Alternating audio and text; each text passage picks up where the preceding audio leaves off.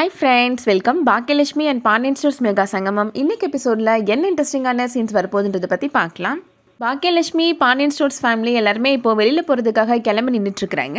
தனு ஐஸ்வர்யாட்ட சொல்கிறாங்க, கண்ணன் இன்னும் வரல, அவன் என்ன பண்ணுறான்னு போய் பார்த்துட்டு வாமா அப்படின்னு சொல்கிறாங்க. ரூமில் வந்து ஐஸ்வர்யா பார்க்குறாங்க, அங்கே கண்ணன் நல்லா படுத்து தூங்கிட்டு இருக்கிறாரு. ஐஸ்வர்யா கண்ணனை எழுப்புறாங்க, எனக்கு ரொம்ப தலைவலிக்குது ஐஸு, நான் கொஞ்சம் நேரம் இங்கேயே தூங்கிட்டு அதுக்கப்புறமா வரேன் அப்படின்னு சொல்லிடுறாரு. ரெண்டு ஃபேமிலியுமே இப்போது அதனால சுற்றி பார்க்குறதுக்கு கிளம்புறாங்க. அடுத்ததாக இப்போது மூர்த்தி வீட்டில் நடக்கிறத காமிக்கிறாங்க. மீனா பாப்பாவுக்கு சாப்பாடு ஊட்டிகிட்ருக்குறாங்க. ஏன் சாப்பிடவே மாட்டேன்ற, படுத்து எடுக்கிற அப்படின்னு திட்டிகிட்ருக்குறாங்க. அப்போ கரெக்டாக ஜீவா வராரு. என் பிள்ளை எதுக்கடி திட்டுற, நான் வந்து அவளுக்கு ஊட்டுறேன் அப்படின்னு சொல்கிறாரு. ஜீவா ஊட்டின உடனே இப்போது கயல் பாப்பா சாப்பிட்றாங்க. பாப்பாவுக்கு தூக்கம் வருது போல், போய் தூங்க வை அப்படின்னு ஜீவா சொல்கிறாரு. அதனால் இப்போ கயல் பாப்பாவை தூங்க வச்சிடுறாங்க மீனா. அதுக்கப்புறமா ஜீவாட்ட வந்து சொல்கிறாங்க, நம்ம படத்துக்கு போகலாமா ஜீவா இன்னைக்கு சாயங்காலம் அப்படின்னு கேட்குறாங்க. கடையில் யாரும் இல்லை மீனா, கடை யார் பார்த்துக்கிறது அப்படின்னு சொல்கிறாரு ஜீவா. கண்ணே அப்போவே சொன்னால் நானும் கிளம்பி கொடைக்கானலுக்கே போயிருக்கணும் அப்படின்னு மீனா புலம்புறாங்க. மீனாவை பார்த்தா பாவமாக தான் இருக்குது. சரி நாளைக்கு சாயங்காலம் போகலாம் மீனா அப்படின்னு சொல்லிடுறாரு ஜீவா. அடுத்ததாக தனம் பாக்கியாட்ட கதிர் வீட்டை விட்டு வெளியில் போனதை பற்றி சொல்கிறாங்க. கதிர் வீட்டை விட்டு வெளியில் போனதும் மாமாவுக்கு ஹார்ட் அட்டாக் வந்துருச்சு அப்படின்னு தனம் சொல்கிறாங்க. அதுக்கப்புறமா அவருக்கு ஆப்ரேஷன் பண்ணணும் அப்படின்னு தனம் சொல்கிறாங்க. அதை கேட்ட உடனே பாக்கியா ரொம்ப ஷாக் ஆகிடுறாங்க. இப்போ பரவாயில்ல, ஒரு மாதிரி செட்டில் ஆகிட்டோம் அப்படின்னு தனம் சொல்கிறாங்க.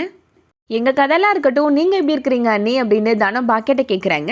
ஓபி அண்ணே இப்போ ஒழுங்காக இருக்கிறாரா அப்படின்னு கேட்குறாங்க. மூர்த்தியும் எழில்கிட்ட இதே வார்த்தை தான் கேட்குறாரு. உன்னோட அப்பா இப்போ எப்படி இருக்கிறாரு, திருந்திட்டாரா அப்படின்னு கேட்குறாரு. விடுங்க மாமா, அவர் பற்றிலாம் இப்போ பேச வேண்டாம் மாமா அப்படின்னு எழில் சொல்லிடுறாரு. மூர்த்தி சொல்கிறாரு, நான் கோபி மச்சானுக்கு கால் பண்ணி பேச போகிறேன் அப்படின்னு சொல்கிறாரு. எல்லாரும் ஒன்றா சேர்ந்துருக்கிறத கேட்டால் அவர் சந்தோஷப்படுவார்ல அப்படின்னு சொல்கிறாரு. பாக்கியாவோட மாமனார் எல்லாருமே வேணா, அவர் ஃபோன் எடுக்க மாட்டார் அப்படின்னு தடுத்து பார்க்குறாங்க. ஆனால் மூர்த்தி கேட்காம கால் பண்ணுறாரு. கோபி மூர்த்தி ஃபோன் பண்ணுறதை அட்டன் பண்ண மாட்டேன்றாரு. அதுக்கப்புறமா ராதிகா ஒரு நிமிஷம் இருங்க, நான் ஃப்ரெஷ் ஆகிட்டு வந்துடுறேன் அப்படின்னு ரூம்குள்ளே போகிறாங்க. கண்ணன் இப்போது தூங்கி எழுந்து ரூமுக்கு வெளியில் போய் பார்க்குறாரு. கோபி அங்கே நின்றுட்டுருக்கிறாரு. இந்த கேரக்டரை நம்ம எங்கேயோ பார்த்துருக்குறோமே அப்படின்னு யோசிக்கிறாரு. நம்ம மாமா நின்றுட்டுருக்கிறாரு. இவர் வரலன்னு சொன்னாங்களே பாக்கியாக்கா, ஒருவேளை சர்ப்ரைஸ் கொடுக்கறதுக்காக வந்திருப்பாரோ அப்படின்னு சொல்லிட்டு வேகமாக இப்போ கோபி பக்கத்தில் வராரு கண்ணன். கண்ணனை பார்த்த உடனே கோபி ரொம்ப ஷாக் ஆகிடுறாரு.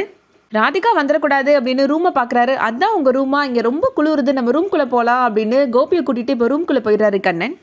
என்ன மாமா உங்களுக்கு இவ்வளோ பெரிய ரூமா, புசு புசு பெட்டா அப்படின்னு சொல்லிட்டு பெட்டில் குதிக்கிறாரு கண்ணன்.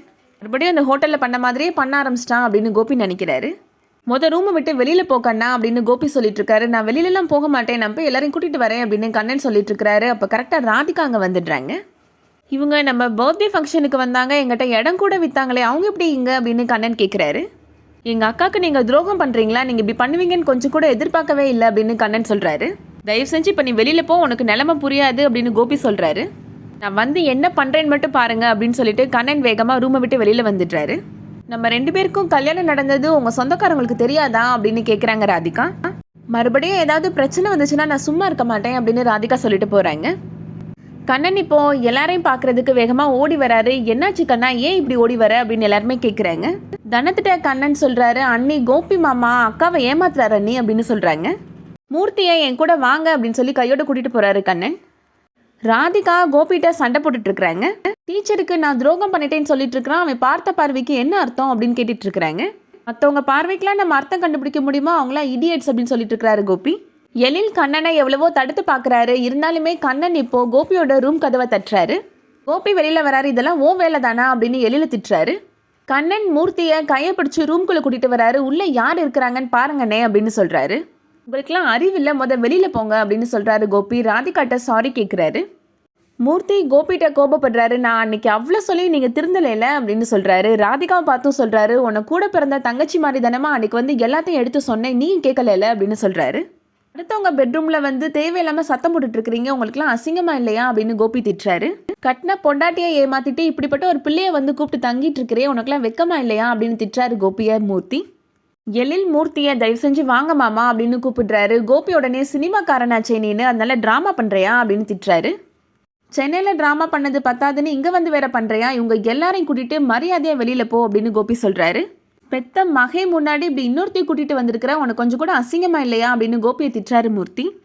இவ இன்னொருத்தி கிடையாது, நான் தொட்டு தாலி கட்டின என்னோட பொண்டாட்டி அப்படின்னு கோபி சொல்கிறாரு.